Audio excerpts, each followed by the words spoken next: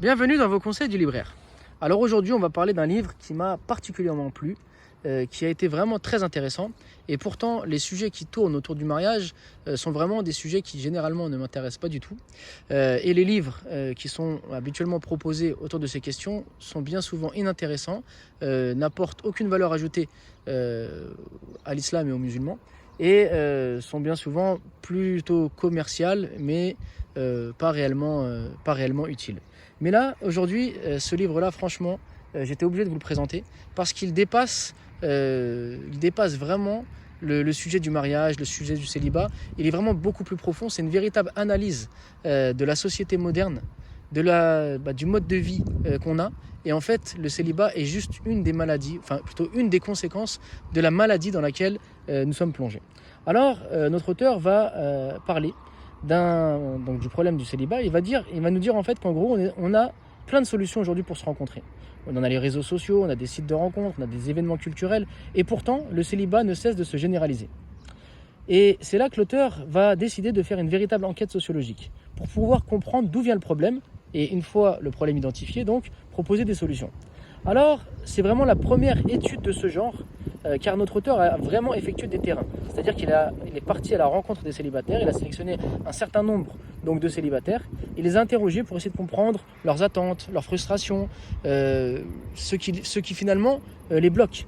Et donc, le livre est une véritable analyse donc du phénomène en passant donc par des terrains qui sont vraiment très intéressants, qui vont nous montrer réellement du côté pratique où est-ce que ça coince. Mais surtout, ce qui est intéressant, c'est qu'en deuxième partie, il va analyser ce phénomène de société.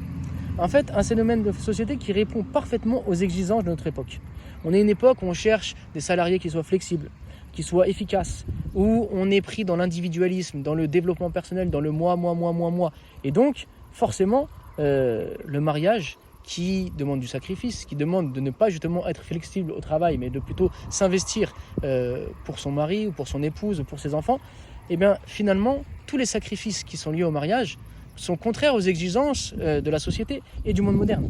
Et donc, il nous explique que tout d'abord, il y a une première modernité qui a été héritée de la révolution industrielle et qui voulait alors créer des individus qui étaient productifs.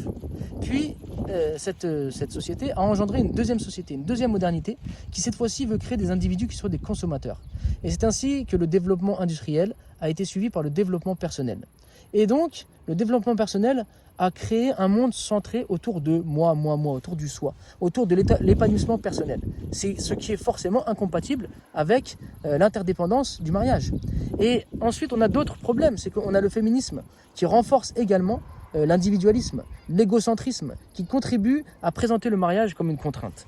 Donc, tout ça, au niveau de manière idéologique, ça va complètement formater l'individu et forcément l'éloigner du mariage, l'éloigner de la vie à deux, puisqu'on ne peut pas être dans un développement personnel où on cherche un épanouissement permanent, un bonheur individuel, et chercher à créer donc une vie de couple avec des sacrifices pour son épouse, des sacrifices pour son époux, pour ses enfants.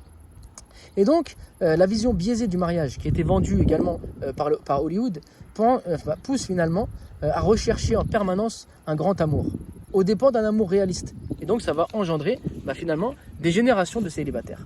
Alors, cette vision de la vie, qui pousse les individus à vouloir tout sans contrainte, a créé finalement également des revendications illégitimes. C'est ainsi que des couples veulent des enfants sans avoir besoin de se marier.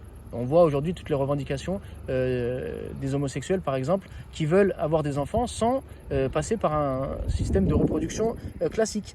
Donc tout le monde veut des enfants. Et en fait, c'est une quête du bonheur qui est vraiment individualiste. C'est-à-dire, on ne cherche plus à créer une famille, mais on veut un enfant sans les contraintes du mariage. On veut un enfant qu'on peut choisir à son goût. On veut qu'il soit blond, qu'il ait les yeux bleus, qu'il soit grand, qu'il soit pas malade. Donc finalement, cette vision de la société engendre des maladies qui sont extrêmement graves et qui détruisent la société et qui poussent finalement les individus à rester en permanence célibataires. Et également, je vois aujourd'hui que même s'il y a un retour à la religion qui est important, mais finalement c'est un retour à la religion sans soumission. c'est un retour à la religion qui au contraire est une religion à la carte où on veut uniquement favoriser ce qui va vers son propre épanouissement et absolument pas vers une soumission à Dieu avec forcément les obligations, les interdictions qu'il va y avoir dans la pratique de la religion.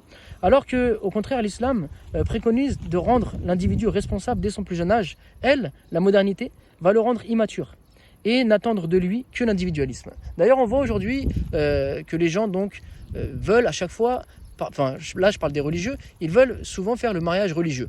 Quand ils disent mariage religieux en opposition au mariage civil, c'est-à-dire un mariage sur lequel on n'a pas de contrainte, on peut l'arrêter quand on veut. Parce que le mariage dans l'islam a une valeur justement juridique, c'est-à-dire c'est un véritable engagement entre un homme et une femme qu'on ne peut pas finalement couper comme ça dès qu'on n'en a plus envie. Alors que le mariage religieux tel qu'il est perçu dans la modernité, c'est un mariage flexible. Quand ça ne nous intéresse plus, eh bien on s'arrête. Et donc en fait tout ça, c'est des mots de cette modernité. Et alors, ce qui est intéressant, c'est que l'auteur va, après avoir donc montré d'où vient le problème avec donc des cas pratiques, donc c'est les terrains qu'il a fait auprès des célibataires, avec une analyse donc de la modernité et de ce qu'elle engendre, donc qui est là le côté théorique, et bien une fois qu'il a analysé cela, il va nous proposer d'y remédier.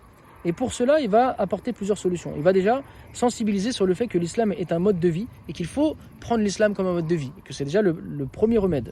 Ensuite, il va rappeler que l'homme et la femme ont besoin l'un et l'autre, ont des besoins mutuels l'un et l'autre. Et également que l'un et l'autre se complètent. Puis il va redéfinir le mariage, son rôle et ses finalités. Et ensuite, il va nous proposer donc plein de solutions pratiques pour pouvoir remédier à ce problème du célibat. Donc vraiment, c'est un livre très intéressant parce qu'au-delà du problème du célibat et du mariage, il va nous parler de ce monde dans lequel on vit, de sa réalité et dans quoi est-ce qu'il nous coupe de la tradition et que ce monde moderne qui est vraiment une rupture avec la tradition nous éloigne de l'idéal, nous éloigne du bonheur et nous pousse vers un individualisme qui finalement nous rend malheureux et le célibat n'en est qu'une des conséquences.